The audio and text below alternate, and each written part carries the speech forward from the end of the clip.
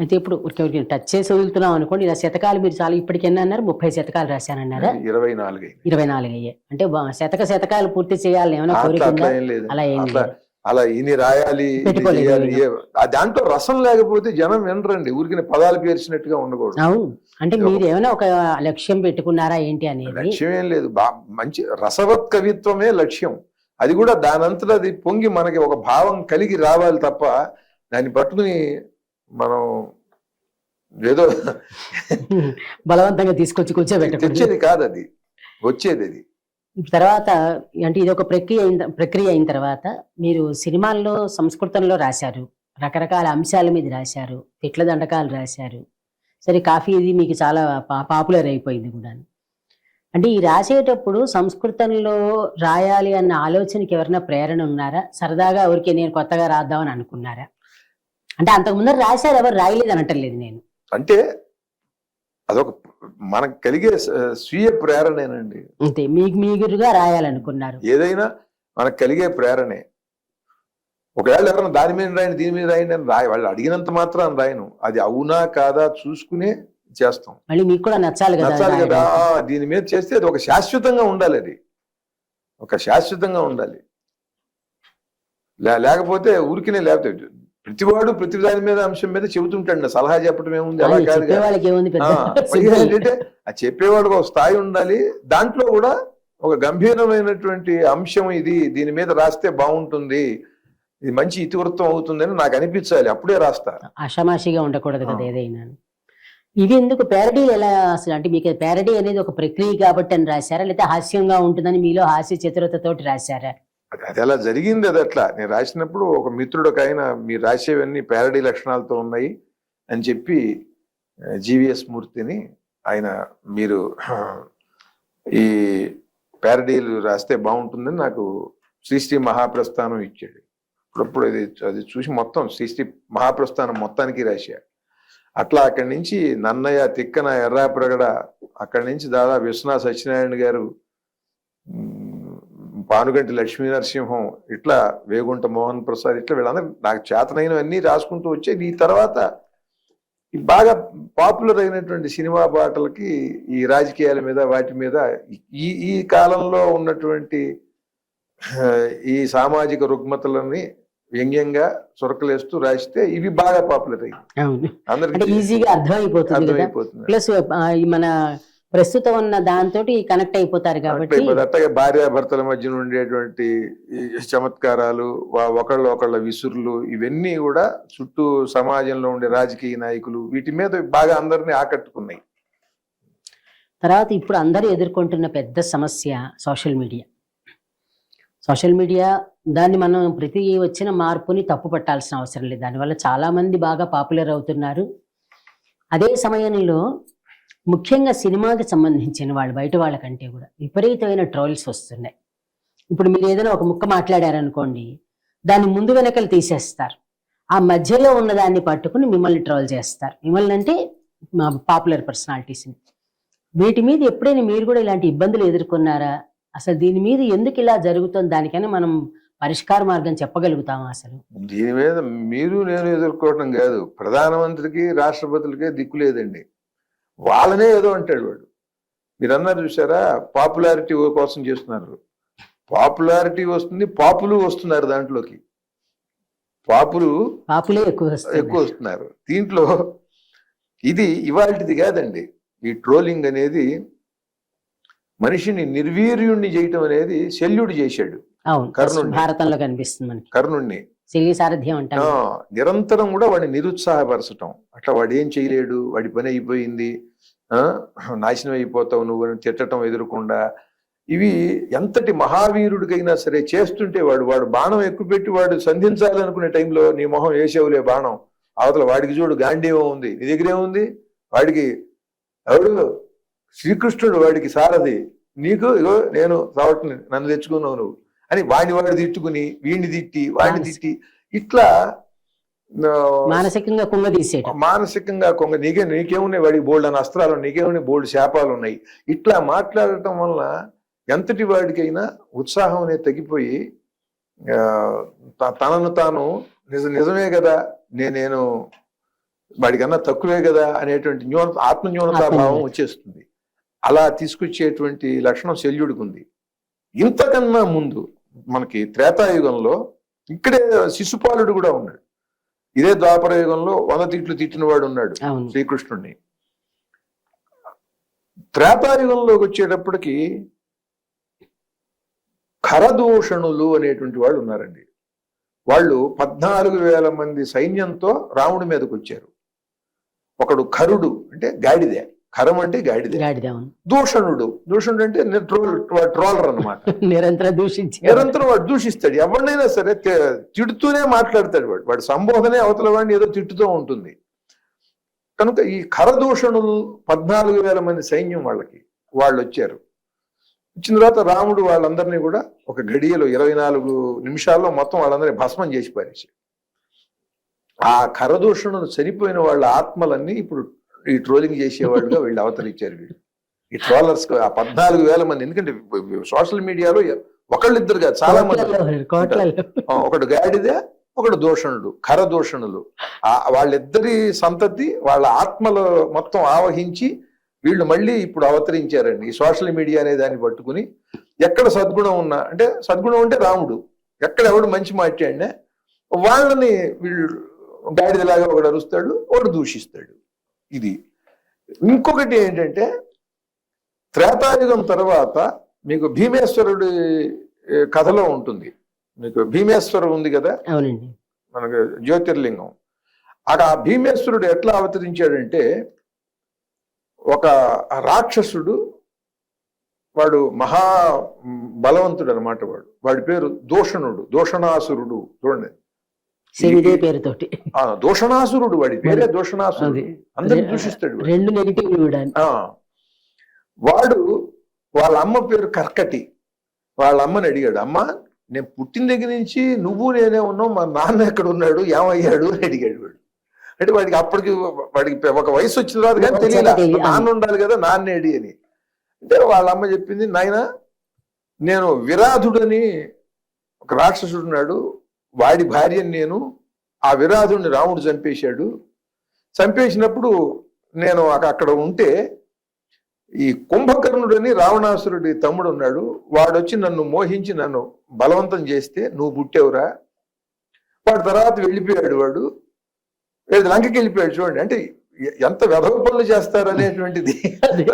అంటే రావణాసురుడు వాడు సీతకి చెప్పాడు, నువ్వు ఇట్లా పరస్త్రీని తీసుకుని వచ్చావు, నువ్వు ఇది తప్పు కదా అని అంటే తప్పు కాదు అన్నాడు. ఎందుకంటే ఇది రాక్షస ధర్మం, నేను రాక్షస ధర్మం అవలంబించా కనుక ఇది నాకు తప్పు కాదు అన్నాడు. తన వరకు తన కరెక్ట్ అది కదా. అంటే ఏంటి, రావణాసురుడు ఎత్తుకెళ్ళాడు. వాడు కుంభకర్ణుడు ఏం చేశాడు, వీడి తమ్ముడు వాడు అది కూడా రాక్షసే, ఇంకో రాక్షసుడి పెళ్ళం. విరాధుడు అంటే మహాఘోర రాక్షసుడు. వాడు మొట్టమొదటి రాముడు చంపిందే అరణ్యకాండలో వాడిని. ఆ విరాధుడు అనేటువంటి వాడి పెళ్ళాన్ని వీడు రాక్షసుడు అయి ఉండి వాడు ఆమెను బలవంతం చేశాడు. చేసి కొన్నాళ్ళు ఆవిడతో ఉండి తర్వాత వెళ్ళిపోయాడు. వెళ్ళిపోతే వీడు పుట్టాడు, ఈ దూషణాసురుడు. తర్వాత నీ తండ్రి కుంభకర్ణుడు అయినా ఆ కుంభకర్ణుడు కూడా రాముడే చంపాడు. వీడి కర్మగాలి, వీడిద్దరి తండ్రులు కూడా రాముడి చేతిలోనే రాముడితో చనిపోయారు. చనిపోతే అప్పుడు వాడికి కోపం వచ్చింది. కోపం వచ్చి నేను నా తండ్రిని రాముడు చంపాడు కనుక ఈ విష్ణువు రాముడుగా వచ్చి నేను విష్ణు భక్తులందరినీ పీడిస్తానని వాడు ఒక ఉద్యమంగా ఎక్కడ వేదాలు చదువుతున్నా, ఎక్కడ యజ్ఞాలు చేస్తున్నా వాళ్ళని చంపడం మొదలుపెట్టాడు. అప్పుడు ఒక వేద పండితుడు తన కుమారులతో సహా యజ్ఞం చేస్తున్నప్పుడు వీడి పరివారం వచ్చి చేస్తున్నప్పుడు ఆయన చెలించకుండా ఆ పరమేశ్వరుణ్ణి స్తుతిస్తూ వేద సూక్తాలతో ఆయన యజ్ఞం చేస్తున్నప్పుడు అక్కడి నుంచి ఆ యజ్ఞగుండం నుంచి ఈ భీమశంకరుడు, అంటే శంకరుడు అంటేనే శుభం కలిగించేవాడు, కానీ ఈయన భీమశంకరుడు భయంకరుడైనటువంటి వాడు శుభాన్ని కలిగించేవాడు. ఎవరికి? మంచివాడికి శుభం కలిగిస్తాడు, వాళ్ళకి హాని చేసే వాళ్ళకి వాళ్ళ ద్వారా మనకి మంచి చేస్తాడు. కాదు, మంచివాడికి శుభం కలిగిస్తూ వాళ్ళకి హాని చేసే వాళ్ళని ఆయన సంహరిస్తాడు. అటువంటి వాడు భీమశంకరుడు. భీమశంకరుణ్ణి మనం ఆరాధించటంలో కూడా ఇటువంటిదిగా మన ఎవడన్నా గనక పీడించినట్లయితే ఆ బలాన్ని, ఆ రకమైన దైవ బలాన్ని మనం కోరుకుంటూ ఈ భీమశంకరుడిని అర్చించాలి. ఈ భీమశంకరుడు పుట్టి అక్కడి నుంచి ఆవిర్భవించి వీడిని చంపాడండి, దూషణాసురుణ్ణి. ఎలా చంపాడంటే హూంకారంతో చంపాడండి. ఒక్క హూంకారంతో అన్నాడు అంతే. చచ్చిపోయాడు. ఆ హూంకారంతో ఈ దూషణాసురుడు చనిపోయాడు. అంటే అంత బలం, అంటే అంత శక్తి. శంకరుడు అంటే మహాశక్తి కదా, తపశ్శక్తి అయిన ఆ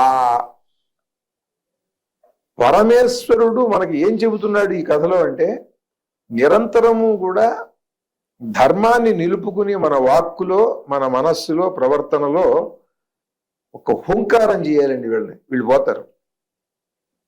వీళ్ళని అదిలించకపోతే వాళ్ళు అలాగే ఉంటారు, వాళ్ళు పీడిస్తూనే ఉంటారు.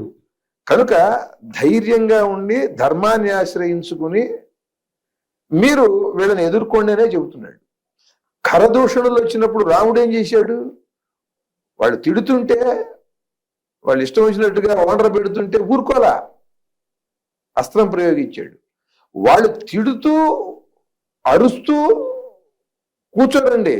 మీరు ఆ అరుపులకి తిట్లకి మీరు గనక మాట్లాడకుండా ఉంటే గొడ్డళ్ళు కత్తులు విసురుతారు. వాళ్ళ ఆయుధాలతో వచ్చారు ఖరదూషణులు. ఇదంతా గ్రహించి రాముడు వాళ్ళని సంహరించాడు. కనుక దీన్ని ప్రభుత్వం, పోలీస్ శాఖ దీని మీద ప్రత్యేకమైనటువంటి దృష్టి పెట్టి వీళ్ళని అరికట్టవలసినటువంటి బాధ్యత ఉన్నది. లేకపోతే స్త్రీలని ముఖ్యంగా బాగా బాగా తిట్టేస్తున్నారు.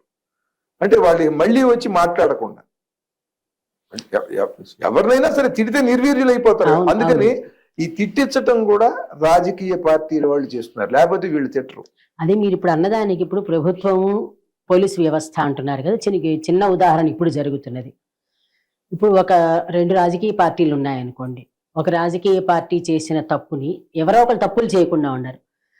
సోషల్ మీడియాలో రాజకీయ పార్టీ అన్నట్టు సోషల్ మీడియా వాళ్ళు ఈ రాజకీయ పార్టీ ఫలానా తప్పు చేసింది, ఈ రాజకీయ నాయకుడు ఇలాంటి తప్పు చేశాడు అని ఈ ఇండిపెండెంట్ గా చేసుకునే జర్నలిస్టులు కొందరు ఉంటారు. వాళ్ళు చేశారనుకుందాం, ఇమీడియట్ గా వాళ్ళ మీద యాక్షన్ తీసుకుంటున్నారు, వాళ్ళ ఛానల్ని మూసేస్తున్నారు. అంటే యూట్యూబ్ ఛానల్ అనేది పెద్ద ఛానల్స్ మాట కాదు. అప్పుడు వీళ్ళు నోరు ఇప్పి ప్రయోజనం లేకుండా పోతుంది కదా, వీళ్ళకి బలం చాలటం లేదు. ఇక్కడ మీరు అన్న దాని ప్రకారం నిజం ఎత్తి చూపించాలి. ఫలానా ఆయన తప్పు చేశాడని ఒక వ్యక్తి, నిజాయితీగా ఉన్న వ్యక్తి అనుకుందాం. మళ్ళీ తప్పు చేసిన వ్యక్తి నోరిప్పితే ఉపయోగం లేదు. నిజాయితీగా ఉన్న వ్యక్తి నోరు ఇప్పినప్పటికీను బెదిరిస్తున్నారు. మరుక్షణం వాళ్ళ మీద ఏదో కేసు పెట్టడం ఏదో చేసి వాళ్ళని మూయించేస్తున్నారు. అప్పుడు మనం ఏం చేయాలంటారు అలాంటప్పుడు? మీరు ఒకటేనండి, దీనికి దృఢంగా నిలబడమనే ధర్మం చెబుతున్నది. ఇవాళ ప్రభుత్వం సరిగ్గా వీటిని అరికట్టలేనటువంటి పరిస్థితి, అసహాయ పరిస్థితి రావటం మాత్రమే కాకుండా ప్రభుత్వాధినేతలు వాళ్ళ సహచరులతోనూ వాళ్ళు డబ్బులు ఇచ్చి ఈ సోషల్ మీడియా సైట్లని వాళ్ళు నిర్వహిస్తూ వాళ్ళకి ఏమాత్రం వ్యతిరేకంగా ఒక అభిప్రాయం ఎవరన్నా వ్యక్తీకరించినా వాళ్ళని తిట్టిస్తున్నారు. దీనికి మూలం అసలు అక్కడ ఉన్నది. కనుక ఇటు ప్రభుత్వము, తర్వాత ప్రతిపక్షము, ఎవరి సోషల్ మీడియా వాళ్ళు పెట్టుకుని ఎవరికి వాళ్ళు వీళ్ళని పోషిస్తూ ఈ ఖరదూషణుల్ని వీళ్ళతో ఒకళ్ళనొకళ్ళు తిట్టిస్తున్నారు. దీన్ని ఏమి చేయాలి అని అంటే, మీరు ఎవరికి దీన్ని మనం ఫిర్యాదు చేయటానికి లేకుండా పోయింది. కనుక ఏంటంటే, మనం మాట్లాడేటువంటి మాటల్లో ఎక్కడ చట్ట వ్యతిరేకంగా కానీ ప్రత్యేకించినటువంటి వ్యక్తిగత దూషణ కానీ లేకుండా మనం చెప్పడమే దీంట్లో పరిష్కారం. ఎందుకనంటే మన బజార్లో ముందు వెనుక పక్కన అందరూ తాగుబోతులే అనుకోండి, అందరూ తాగుతున్నారు అనుకోండి, మనం కూడా మనం ఏం చేస్తామని అంటే మనం తాగకుండా ఉంటాం అంతే. అంతకంటే ఏం లేదు అంతే. అంటే అట్లా అయిపోయిందండి. అందరూ సిగరెట్ తాగుతున్నారు, మనం ఏం చేస్తామనంటే కనీసం ఆ పొగర వస్తుంది, పేల్చాలి తప్పదు. అది మరి ఉన్నా కనుక మనం తాగకుండా ఉండాలి. అంటే మనం చాలా జాగ్రత్తగా అనవసరంగా ఒకరిని అనకుండా అవసరాన్ని బట్టి విషయం మాత్రమే మాట్లాడుతూ, అది మాట్లాడినా సరే దాన్ని వక్రీకరించి తిట్టించే అవకాశం ఉంటుంది. ఎందుకంటే వాళ్ళకి వ్యతిరేకమైన అంశం అనుకోండి, మీరు సత్యమునే పలుకోవాలన్నా సరే, అబ్బా దిగొచ్చాడు రా సత్య హరిశ్చంద్రుడు అని ఇంకొకటి ఏదో అంటాడు. దాన్ని పట్టించుకోకుండా మనం మనం ఏదనుకుంటున్నామో అది చేయటమే, దానికి అదే మందు. దీంట్లో మీకు ఇది ఇవాళ కాదండి, మళ్ళీ మీకు ద్వాపర యుగంలోనే వస్తే తమాషా. అది ఎప్పుడో రూపాంతరం చెందాయి అంతే. ఉంటాయండి, అన్ని ఉంటాయి. చెప్పండి. ద్వాపర యుగం కృష్ణుడి మీదకి కంసుడు, ఇప్పుడు రాజకీయాల్లోకి వచ్చినప్పుడు మాకు కూడా ఇవన్నీ కూడా అన్వయిస్తాయి. అంటే ఒక మంచివాడు ఒకడు పుట్టాడండి, నిన్ను ప్రశ్నించేవాడు, నిన్ను నిలువరించేవాడు పుట్టాడు అని అశరీరవాణి చెప్పింది. అవును. వాడిని చంపడం కోసం ముందు ఒక స్త్రీని పంపించాడు, పాలిస్తానని చెప్పి వెళ్ళి పోతన వచ్చేసి ఒక రాక్షసి తను చచ్చిపోయింది. ఇప్పుడు వాడు పిల్లలు బండితో ఆడుకుంటారు కదా, తోపుడు చిన్న 3 చక్రాల బండి, శకటాసురుడిని పంపించాడు, వాడు చచ్చిపోయాడు. తర్వాత ఆవుదోడు ముద్దుగా ఉందని దాంతో ఆడుకుంటారు పిల్లలు, వాడు దేవకాసురుడు వచ్చాడు, వాడితో అయిపోయింది. ఇట్లా వీళ్ళని పంపించింది అంతా అయిపోయిన తర్వాత చివరికి ఇంకొకడు తృణావర్తుడు అనేవాడు ఒకటి పంపించాడు. తృణావర్తుడు వాడు ఏమిటంటే సుడిగాలి, తృణములు అంటే చిన్న చిన్న గడ్డి పథకాలు, అది తిరుగుతూ వచ్చినప్పుడు అండి, ఆ గాలి వేగానికి ఈ గడ్డి పరక మొన కూడా మనకు గుచ్చుకుంటే చాలా ములుకలే గుచ్చుకుంటుందండి. ఆ వేగానికి గుండుసూది గుచ్చుకున్నట్టుగా బాగా గాయం చేస్తుంది, బాగా బాధిస్తుంది. వీళ్ళు తృణావర్తులు అనమాట, ఈ ట్రోలర్స్ అందరూ కూడా. వాడొక మాటని, వీడొక మాటని, వీడన్నది వాడన్నది వీడని, వీళ్ళు ఇలా ఈ మొత్తం ఒక సుడిగాలిలాగా పడి ఈ తృణాలన్నీ కూడా మనని బాధిస్తాయి.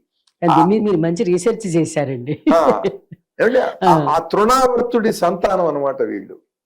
వాడి ఆత్మకి సంబంధించి వాడి తాలూకు వాళ్ళందరూ కూడా ఇవాళ సోషల్ మీడియాలోకి వచ్చారు. తృణావర్తుడు, ఖరదూషణులు, అంటే గాడిలా ఒకడు వస్తాడు, ఒకడు దూషిస్తూ ఉంటాడు. ఖరదూషణులు, దూషణాసురుడు, ఇప్పుడు ఈ తృణావర్తుడు, వీళ్ళందరూ కూడా ఈ సోషల్ మీడియాలో ఉన్నారు. వీళ్ళందరూ కూడా ఎవరికి? వీళ్ళందరూ కూడా అనుచరులు కంసుడికి. అంటే ప్రభుత్వాధినేతలు, ప్రతిపక్షంలో ఉన్నవాడు, వీళ్ళిద్దరూ పోషిస్తున్నారు.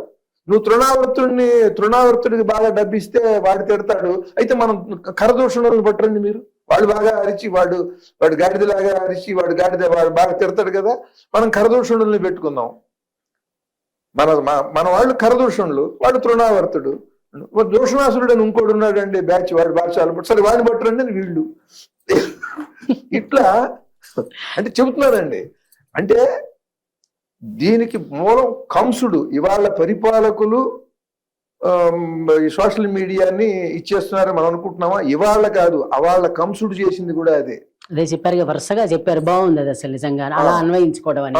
అసలు ఇంకోటి, పరిపాలకుడే దూషణాసురుడు అవటం. శిశుపాలుడు, వాడు చేదిదేశపు రాజు శిశుపాలుడు, వాడు వచ్చి కృష్ణుడిని వాడి ఇష్టం వచ్చినట్టు తిడుతున్నాడు. ఎక్కడ తిడుతున్నాడు? సభలో. చట్టసభల్లో తిట్టుకుంటారు ఏంటి, అసెంబ్లీలో తిట్టుకుంటారు ఏంటి మనం అంటున్నాం. అసెంబ్లీలోనే తిట్టాడు వాడు, తిట్టుకొచ్చని మార్గం చూపించాడు. వాడు 100 తిట్లు తిట్టాడు, 1 కాదు 2 కాదండి. కనుక ఈ దుర్మార్గులు ఇలా ఉంటారు అని చెప్పడం కోసమే మనకి వాల్మీకి, వ్యాసుడు, మహర్షులు ఈ కథలు అందించారు మనకి. ఏమిటి ఆ కథల్లో? ఇప్పుడు నేను చెప్పిందంటే ఉన్న దేవుడు ఉన్నాడా? ఏం లేదు, మంచి చెడు సోషల్, మీరు చెప్పిందంతా సోషల్ ఎలిమెంట్స్. కనుక రామాయణాన్ని ఇట్లా అర్థం చేసుకోవాలి. రాముడు సీతకు అన్యాయం చేశాడు, హనుమంతుడు సరిగ్గా ఎగరలేదు, అక్కర్లేని విషయాలన్నీ కూడా శ్రద్ధ పెడతారు. సగం దూరం వెళ్ళిన తర్వాత సముద్రంలో పడి అక్కడి నుంచి ఈదుకుంటూ వెళ్ళాడు, గాలిలో ఏం వెళ్ళలేదు అంటాడు ఒకడు, వీడితో చూసినట్టుగా. అందుకని దానికి అసలు అర్థరహితం అండి. ఎవడికి తోచింది వాడు ఇష్టం వచ్చినట్టుగా మాట్లాడుతున్నాడు. దేనికి కూడా ఒక ఆధారం లేదు, ఒక ప్రమాణం లేదు. మళ్ళా చంద్రశేఖర శాస్త్రి గారు ఏమన్నా చెప్పారా నీకు? ఎవడు ఒక మహాపండితుడు ఎవడన్నా ఉన్నాడా ఇవాళ? ఈయన ప్రమాణం అంటాను, లేకపోతే ఈ పీఠాధిపతి మనకి ప్రమాణం అనేది ఏమన్నా ఇప్పుడు అది కూడా మాట్లాడడానికి కూడా లేదు. ఈ పీఠాధిపతి ప్రమాణం లేదు, ఈ మహాపండితుడు నాకు ప్రమాణం లేదు, పోనీ ఈ పుస్తకం నాకు ప్రమాణం లేదు. మరి ఇలాంటప్పుడు ఎవడిష్టం వచ్చినట్టు వాడు పైగా దానికి వాక్ స్వాతంత్రం అంటండి, దానికి గొప్ప పేరు. అది మనకు ప్రాథమిక హక్కుల్లో అది మళ్ళీ ప్రధానమైనది అది. కనుక ఎంత దుర్వినియోగం చేస్తున్నారో మన వాళ్ళు. పూర్వం చిన్నప్పుడు మాట్లాడుతుంటే, ఒరే నువ్వు నోరు మీరా మాట్లాడక అని గట్టిగా అనేవాళ్ళు. అంటే వాడు నోరు తెరవడానికి వీల్లేదు. భయపడేవారు. తెలుసుకుని పెద్దవాళ్ళ వెనకాల ఉంటూ తెలుసుకుని విని జ్ఞానం పెంచుకుని అప్పుడు మాట్లాడాలి. అప్పటి వరకు కూడా నోర్మై మాట్లాడకు అనేవాళ్ళు. ఇది చాలా అవసరం అండి. ఇప్పుడు ఎవడు పడితే వాడు ఏది పడితే అది మాట్లాడుతున్నాడు. కనుక దీనికి తోడు ఏంటంటే ఆ యూట్యూబ్ అనేటువంటిది ఒకటి. ఇన్ని క్లిక్కులు అయితే ఎంతమంది చూస్తే దానికి ఏదో ఎంత డబ్బు ఇస్తామని ఉంది. ఈ డబ్బు ఇవ్వటం కోసం, దాని నుంచి డబ్బులు తెచ్చుకోవటం కోసం, దాని నుంచి 10 మందికి తెలియటం కోసం మనం ఏమవుతున్నాము, ఏం చేస్తున్నాము అని ఆడపిల్లలకి తెలియట్లేదండి. ఈ తిట్టేవాళ్ళు వీళ్ళందరూ ఇట్లా ఉంటే ఆడపిల్లలు ఏం చేస్తున్నారో వాళ్ళకి తెలియట్లేదు, ఆడవాళ్ళు ఏం చేస్తున్నారో వాళ్ళకి తెలియట్లేదు. 50 ఏళ్ళు వచ్చి 55 ఏళ్ళు వచ్చి వాళ్ళు కూడా ఏం మాట్లాడుతున్నారు, ఏం చేస్తున్నారు, ఎటువంటి బట్టలు వేసుకుని ఎటువంటి విన్యాసాలు చేస్తున్నారో తెలియదు. ఎవరిని ఏమీ అనకూడదు. సో మీరు అంటున్నారు కదా, మా స్వేచ్ఛ మా ఇష్టం అంటున్నారు. ఈ మధ్యన ఊరికి అడ్డం వచ్చాను అనుకోకండి. ఒక అమ్మాయితో ఏదో ఇంటర్వ్యూ చేస్తున్నప్పుడు అమ్మాయి చెప్తుంది, నేను మంచిగా చేస్తే చూడట్లేదు కాబట్టి నేను కొంచెం వల్గర్ గా బిహేవ్ చేస్తున్నానని చెప్పింది ఆ అమ్మాయి.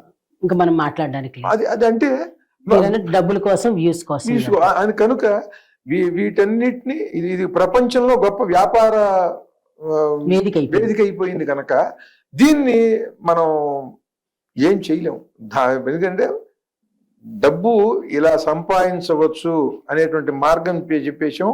వాళ్ళకేమో డబ్బులు వచ్చేటువంటి అవకాశం లేదు, డబ్బులు కావాలి.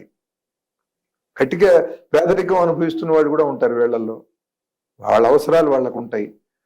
కనుక ఈ కనీస అవసరాలు ప్రజలందరికీ తీర్చి వాళ్ళందరి శక్తుల్ని ఒక సవ్యమైన మార్గంలో నడిపించడం అనేది మహాసాధన అండి. అటువంటి వాడిని ధర్మప్రభువు అంటారు. మనం చందమామ కథల్లో చదువుకున్నప్పుడు చిన్నప్పుడు ఒక రాజు ఉండేవాడు, ఆయన ధర్మప్రభువు అని 2వ వాక్యం ఉండేది.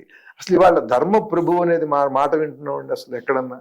ఆ కనుక రాజ్యపాలన అనేటువంటిది చాలా చాలా చాలా కష్టమైనదండి.